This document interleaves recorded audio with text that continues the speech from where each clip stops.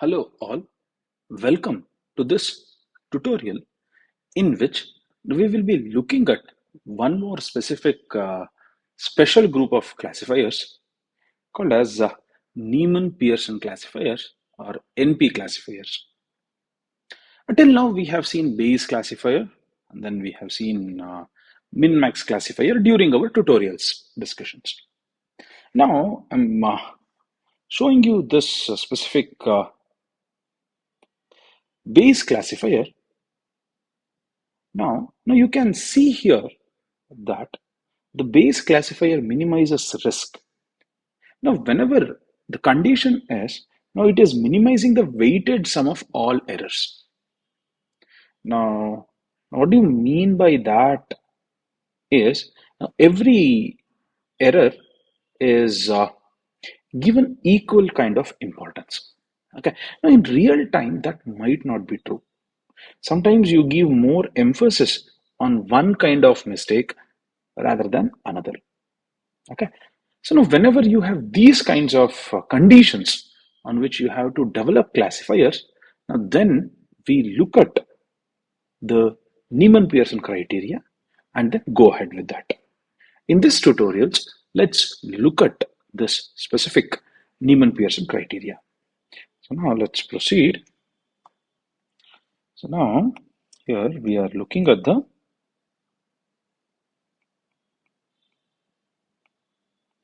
Neyman-Pearson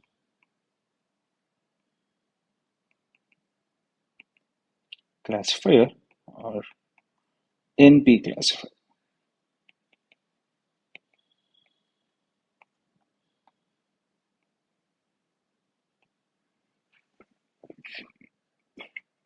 And it is evident, let's make that point that we just saw in the Bayes classifier. The Bayes classifier minimizes risk. Okay. Now it minimizes weighted sum of all errors. See, even we can have different kinds of magnitude of errors. Now, because we have the control over L of I comma j, we can have different kinds of errors. Now, what do you mean by that is, it looks at into consideration every possible error together. Okay. Now, it will not give a specific kind of an advantage for one kind of error against another. Okay. So that's what we want to try in this. That's what we want to look at in this NP case. Okay. So now, in some cases,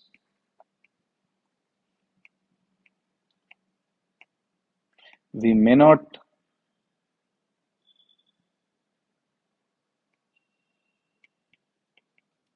explicitly want to trade off one kind of error with another. Okay, that's what happens in the Bayes case. Okay, they might not want to trade off one type of error with another. Okay, so now what do you mean by different types of errors? So now let's look at this. Now all of us remember the bad times of COVID. Let's take that example itself. Now we have two kinds of errors. Now whenever we are dealing with a binary outcomes, whenever our hypothesis function has two outcomes, so we have type 1 error, also known as the false positive, that is falsely classified as positive. Now the example that you can think is falsely classified as positive in the sense you're actually negative, but the result, the test is saying that you're positive. Okay, test is saying that you're positive, but you're not actually positive. Okay. So now the result says you have coronavirus virus, but you actually don't. This is false positive, falsely classified as positive. Okay. This is the type 1 error. Then you have type 2 error. Type 2 error is false negative. Now, falsely classified as negative. That means that you actually is having COVID, but the result says you don't have. Okay. Test result says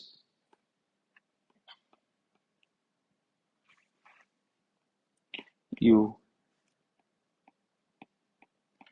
do not have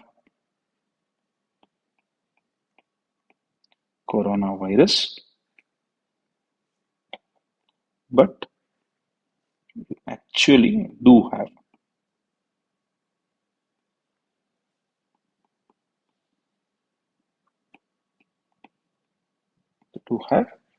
coronavirus. Okay. Now, these are the two kinds of errors. So now, in any given case, we want false negative. Okay. Now, we want to reduce this false negative. Now, keeping this false positive under some threshold. Okay. So, what does that boils down to? Let's write it in terms of equations. So, we want to minimize. We want to obtain a classifier which is uh, very good at reducing false negative simultaneously. Now, keeping this false positive now below certain threshold. Okay. So we want those kinds of classifiers. So now we want to realize how to do so. Okay. How do we frame the problem is the next idea that we have. Okay. So let's do that. Now, what is that I'm saying? In some cases,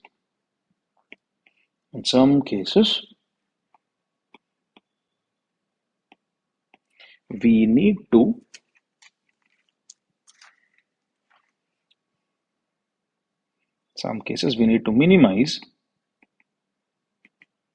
need to minimize type 2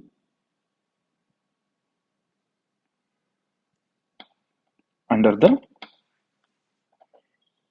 constraint that type 1 error is below some threshold. That means that there are two things. Now, one is, now what do you do? First, you say that, okay, now what are the group of, I have a class of hypothesis function. Now, whichever of these hypothesis functions now satisfies the condition that type 1 error is less than some threshold. Now, out of all of them that we have selected, we want the one that reduces, okay, type 2 the most. Okay, now this is what we are looking at. Okay, so now let's write it in terms of equations. So it will be pretty comfortable to write this. So now, how does it turns out? The first one is now. Now we know this. Now, whenever we say that it's an error, it is probability that a hypothesis. I call this NP, Neyman Pearson of X. It is saying it as 1, given the actual examples belongs to class 0. Right? This is what type 1 means, right?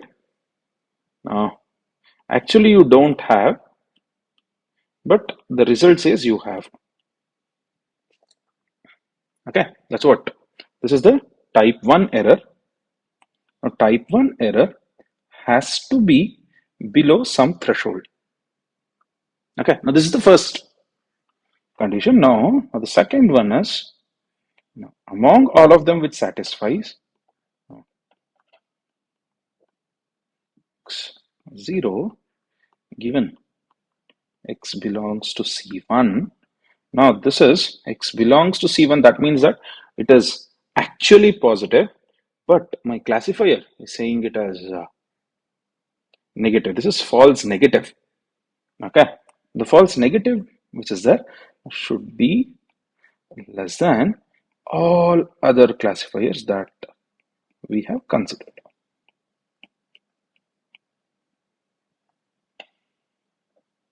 Now for what? For all hypothesis H belongs to H such that it satisfies the first condition, that is probability that h of x equals to 1 given x belongs to C naught is below certain threshold.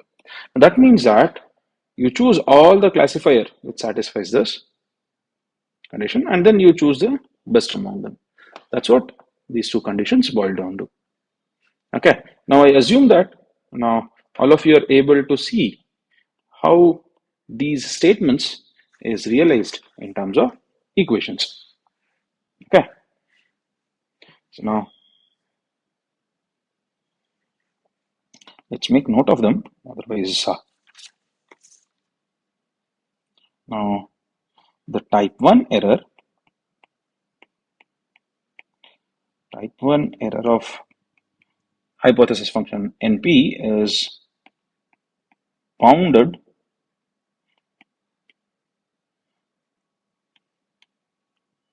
above,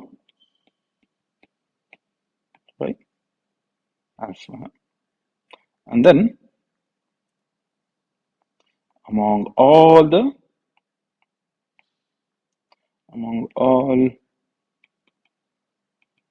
classifiers that satisfies this bound on type 1 error,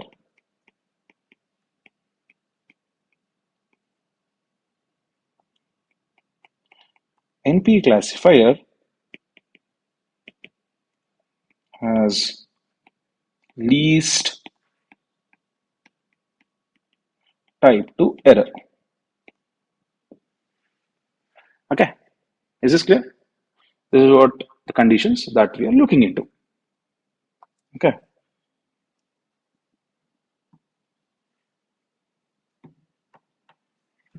so now how does this boils down to? Hypothesis function NP for a given input x says 1 if the ratio of class conditionals is greater than k. Now I'll show you how does this condition finally satisfies both of our conditions, okay, that we have. Okay, 0 otherwise. Okay, now again, now should always say given the bound on type 1 error is alpha. Okay, now then this satisfies. No, what do you mean by this? So now this boils down to, now what is the case? Now how should be the k? Where k is such that the probability, now given the ratio of these class conditionals is less than or equal to k, given x belongs to C naught is 1 minus alpha, correct? Now, when this particular thing is less than k, now that is when I say 0, this is 1 minus alpha. It is just saying, then actually saying this, correct? Now you want to come up with a classifier that satisfies this. Okay. Now this condition actually means that you are putting it under 0. Okay. Fine. Now using this, now we have to prove that this specific classifier that we have got satisfies the NP criterion. Okay, that's what. If we prove that, we have obtained the Neyman Pearson classifier. Okay. So now our whole point now boils down to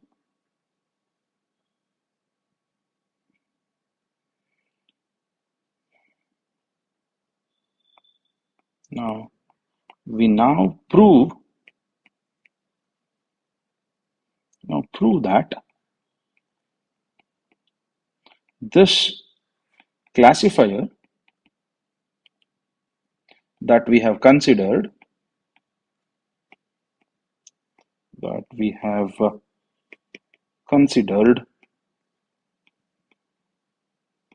satisfies Neyman Pearson criteria. Okay. Now, if this particular classifier satisfies that, we are done. Correct? So now let's do that. How do we take care of that? Okay. So now the first thing. Okay. Now the threshold K is chosen in such a way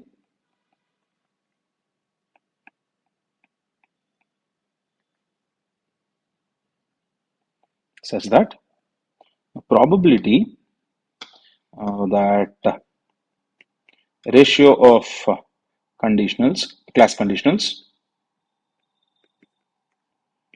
are equal to K given x belongs to C naught is equal to 1 minus alpha.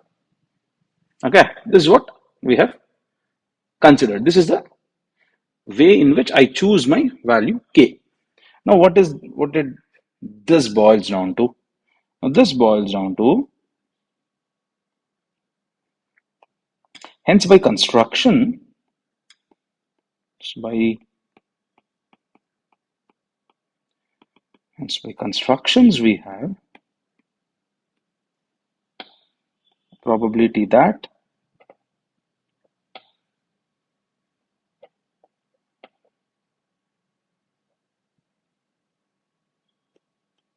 x given y is equal to 1, the ratio x given class conditional is greater than K given x belongs to C naught is alpha.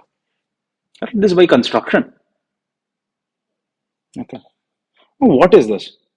Now, when it is greater than K, what do I do? I say that it is actually class 1. Now, that's what my Neyman Pearson condition, the first condition, right? If you look at it, it has to be less than or equal to alpha. Now, we have achieved by construction, by choosing K in this way. Now, we have taken care of the first condition. Okay. Now, this is probability that the Neyman Pearson classifier for a given x will be 1 given that it actually belongs to class 0 is equal to alpha. Now this satisfies the first condition. Okay. This satisfies the first condition. Okay. So now we have if the classifier that we have specified by choosing like this Okay, whatever classifier that satisfies this is taking care of the first condition. That means that the type 1 error is bounded above by alpha. Now that is taken care now. So now what is that we have to show?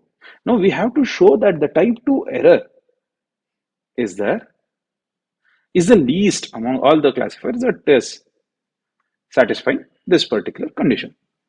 Okay, so now let's do that. Now this satisfies the first condition. Now let's look at the second condition. So now we need to show that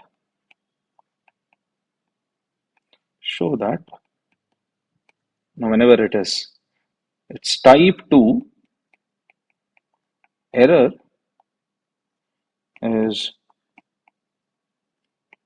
less than other classifier satisfying the constraint on type 1 error. Other classifier satisfying the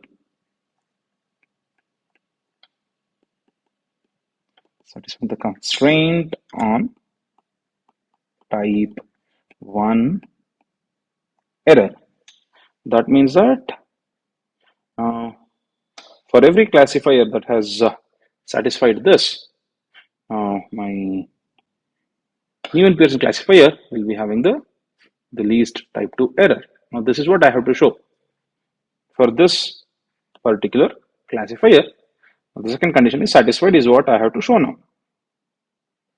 Okay, so now let's do it.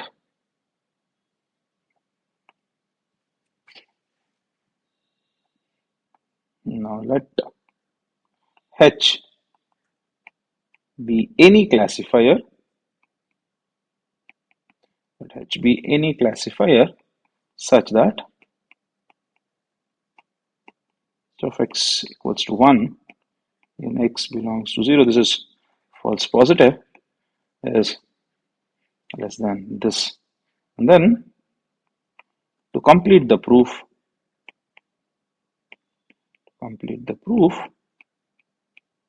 we need to show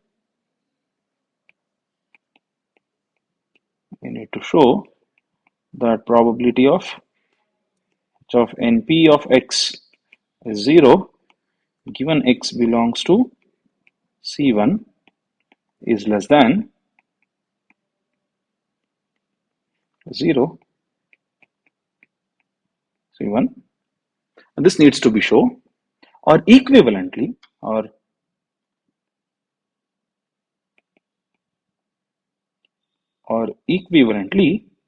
you have to show that probability that of np of x equals to 1 given x belongs to C1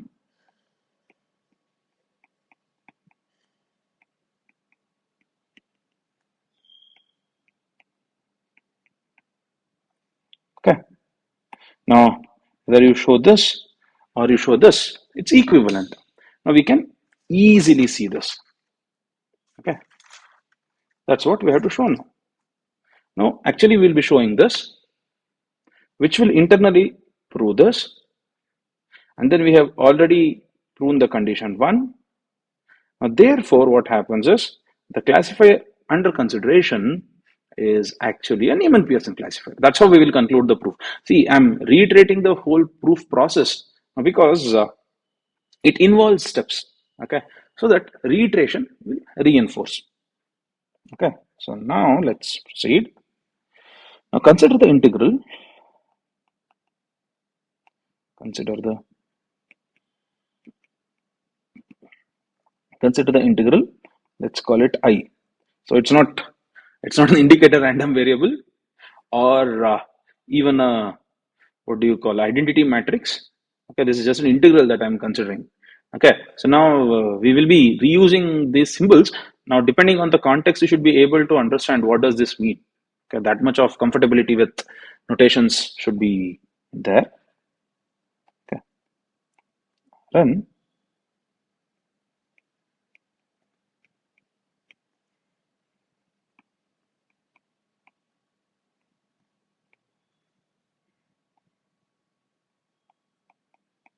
given y is equal to 1 of x minus k into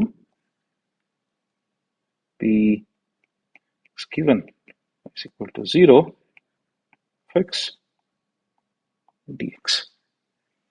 Okay, let's consider this integral. Now, why are we will come there. Now, it will be pretty much clear. Okay, so now this particular integral which is there now can be divided into two parts. Okay, now wherein which we have the class conditional y given 1 is greater than k into the class conditional y is equal to 0 is one case, and then the complement of it. Okay, now so write it, it will be clear. See, whenever there are multiple steps, I prefer to write one step in one color, the next step in another color, so that you know that one color means one whole equation. The equations will be a bit lengthy. It might take two lines sometimes. Okay, now this will be integral x given is equal to 1 is greater than k into is equal to 0 of np of x minus h of x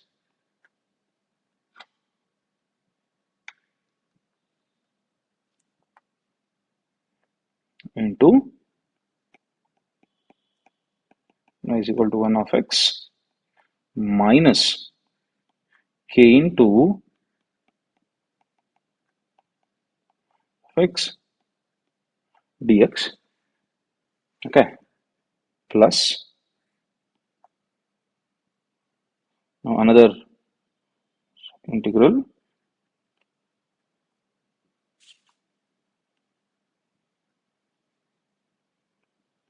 x given y is equal to 1 is less than or equal to k into the class conditional y is equal to 0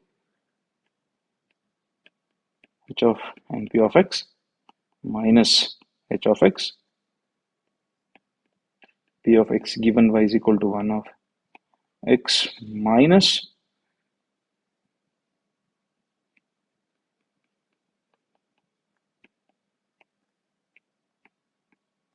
okay, this whole I have divided into one part which satisfies this, another part which satisfies this. Now this can be similarly seen as the parts of the two Gaussians that is there. Just for the sake of understanding, you can look at this. Okay, fine. Now, the first thing that we will show that this specific integral that we have is always uh, non-negative. Okay, what is the use of that? Okay, we will see that. Okay, now first step in proving this is that this specific integral, this and this, both of them are non-negative. That's what I will be proving now. Okay.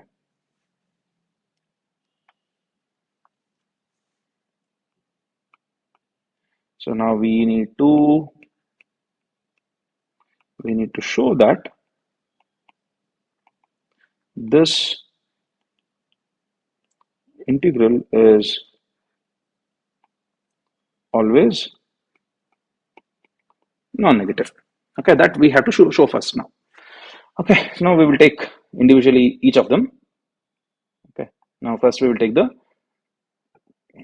first integral.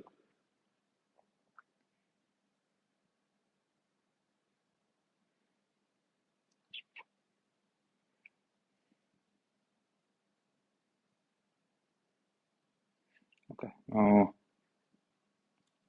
first integral.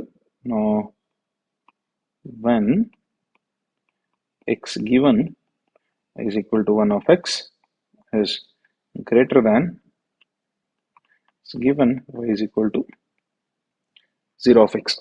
So now because of this, you see this under the condition. Now this is the first integral that I am considering.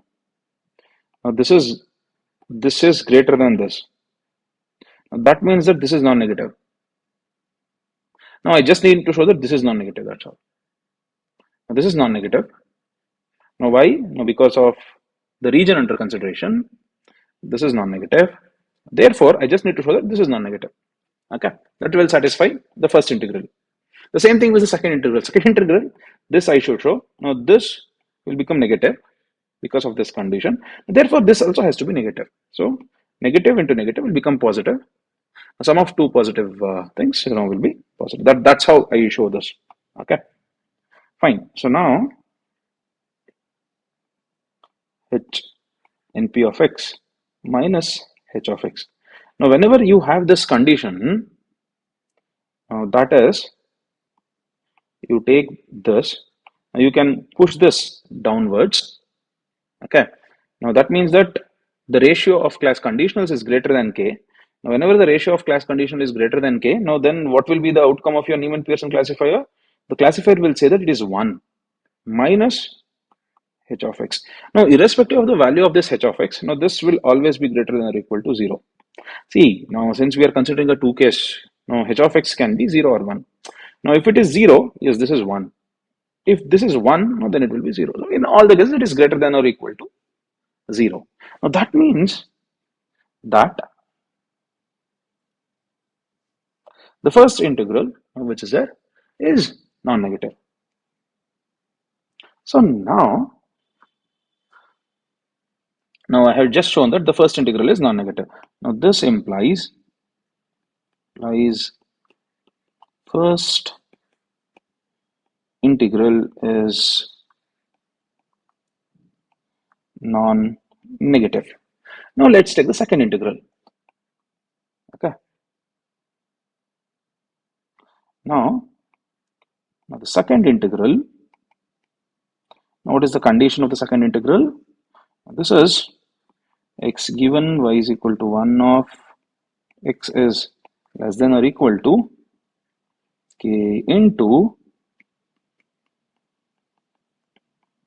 0. And we know that this is negative. Now, why do we know that this is negative? Now, this is lesser. Now, lesser, okay, there has to be a k here, sorry. Somehow I missed the k here. There has to be a k here. Okay. Now, this will be negative. So, now, what I should show now, h of np of x minus h of x. Now, whenever this particular condition is satisfied, now this will be 0 minus h of x. Okay, so now this will always be less than or equal to 0. Why? Now, if h of x is giving you 1, then it is minus 1.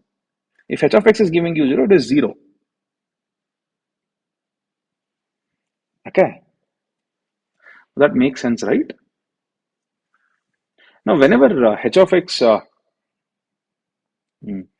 is giving you 1, oh, okay, I just said that. Okay, now this will take care of our condition. Okay, now which will say that now this will imply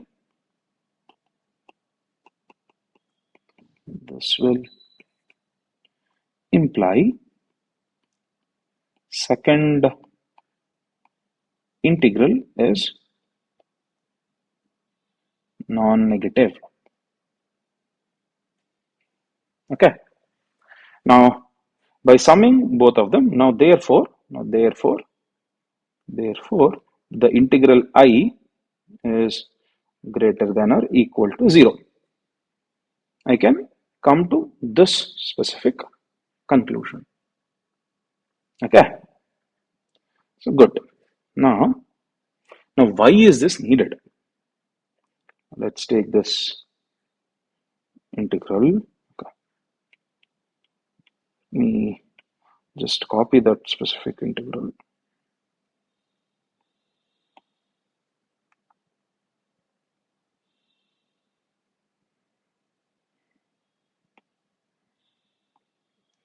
This is one great advantage about this, but you can always copy.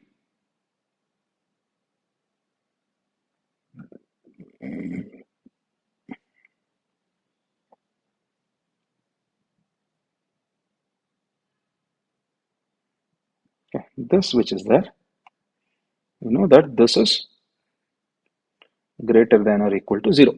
We have come to this place. So now what I can do is I can uh, expand the terms inside, and then I can mix and match a couple of things. Okay. So now, if I do so, my overall will be integral h np of x into probability that x given y is equal to 1 of x dx. This is this term and this term minus integral h of x p of x given y is equal to 1 of x dx.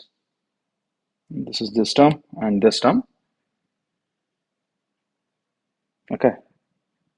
Now can combine this whole thing. This is greater than or equal to k into integral of h of np of x given y is equal to 0 of x dx minus integral of h of x probability that x given into x. This I can obtain. Now let's look at each of these terms. Now how will it look like? Now I have 1, 2, 3, 4. I have 4 terms. Okay. We will look at each of those terms and then we will be converting them into errors, and then naturally the condition that we need comes out. Okay. We don't need to force that condition anymore. Okay. So now what are those 4 terms that we have? Let's get each one term and in the same order that I'm getting it. The first one is integral with respect, all of these are integral with respect to Rn. So, okay, h of np of x, probably that x given y is equal to 1 of x dx. What is this? This will be the probability that h np of x equals to 1 given x belongs to C1. Similarly, the second term h of x, probability that x given y is equal to 1 of x dx. This is probability that h of x equals to 1 given x belongs to C1. Okay, this is clear. Now let's look at the remaining 2 integrals. Now integral Rn h of np of x, probability x given y is equal to 0 of x dx. Now this is the probability that h np of x equals to 1 given x belongs to C0. You can easily see this. Again, the last term Rn h of x, that x given y is equal to 0 of x dx equals probability that h of x equals to 1 given x belongs to CO plus 0. So now if you substitute these terms in this inequality, if you substitute these terms into inequalities, let's see. Now you understood why were we looking into the condition that the integral has to be greater than 0. Okay, so that I can take care of that shuffling of things. Okay, so now therefore the overall inequality that we had earlier for that integral, therefore the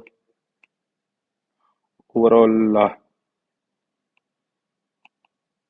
inequality will look like, it's probability that h of np of x is equal to 1 given x belongs to C1 minus probability that h of x equals to 1 given x belongs to C1 is greater than equal to k into probability that h of np of x equals to 1 given x belongs to C0 minus probability that h of x equals to 1 given x belongs to C0. Okay. So now, do we know this? Can we take care of this condition? Now let's look at these terms and go back to our conditions.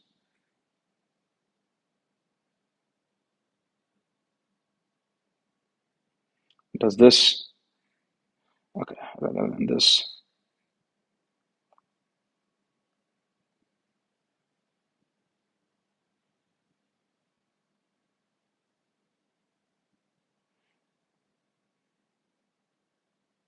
okay, so no need, let's directly go ahead. For all h under consideration, okay, now what happens is, now what is the first thing, that the type 1 error, okay, now which is has to be bounded less than or equal to alpha. Now, because of which, what will happen? This, now for all the h under consideration, it will be true for whatever h that you are considering. So this is alpha. Now this is alpha. So now it will be greater than or equal to 0, which is non-negative. Now that means that this whole term which is there will become non-negative because of the first condition which we have already satisfied. And what are the h that we are considering? We are only considering those h that satisfies that the type 1 error has to be uh, bounded above by alpha. Now because of that, okay, now let's write that, but for all h under consideration, the RHS above is non-negative. Now, why is this non-negative? Because of the triviality of the first condition that we have taken into consideration. Now, therefore, what happens? Therefore, now this will directly say that the probability of h of np of x equals to 1 given x belongs to C1 minus probability that h of x equals to 1 given x belongs to C1 is always greater than or equal to 0. This is exactly what was our second condition, right? Go back to this.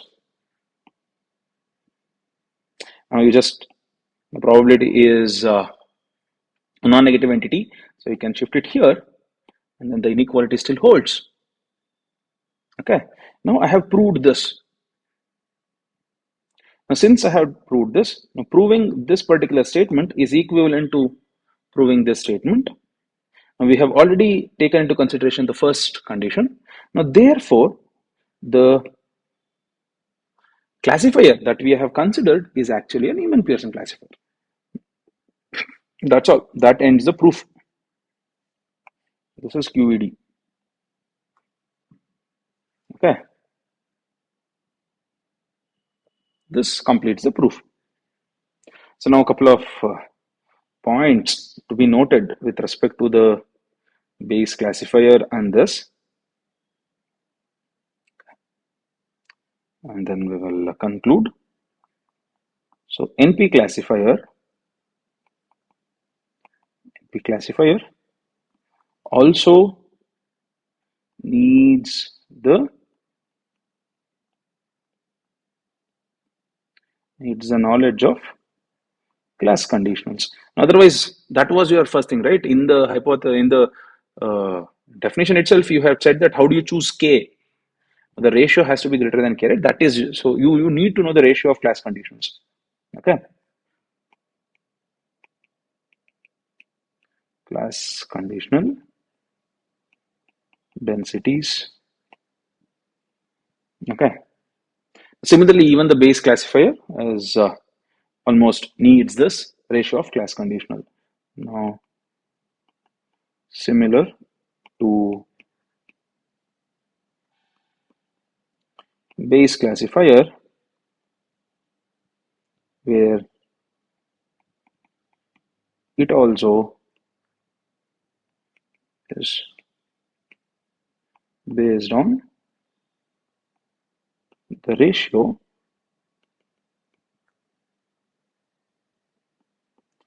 x given y is equal to 1 of x divided by, correct? So now in base classifier, what do you do? Now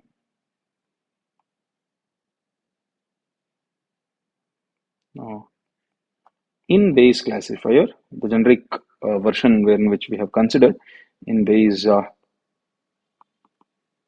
classifier, we say class 1 if the ratio of class conditionals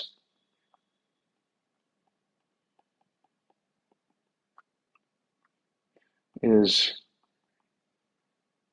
at 0, 0, 1. This has to be satisfied. Now, exactly in both the base classifier and the Neyman Pearson classifier, you need this ratio. Okay. So now finally, now to put the whole thing to rest, in Neyman Pearson, the threshold, which is very important, K is set based on the allowed type 1 error. Okay. This, to an extent, conclude our discussion on Neyman Pearson classifier.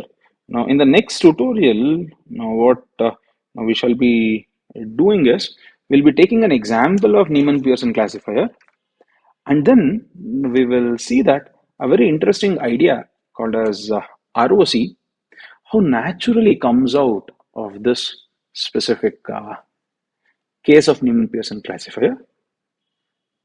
And then we will look at the usefulness of this ROC curve. Okay. With this, we conclude this tutorial in which we looked at the Neyman Pearson classifier. We'll meet in the next tutorials. I hope it was interesting.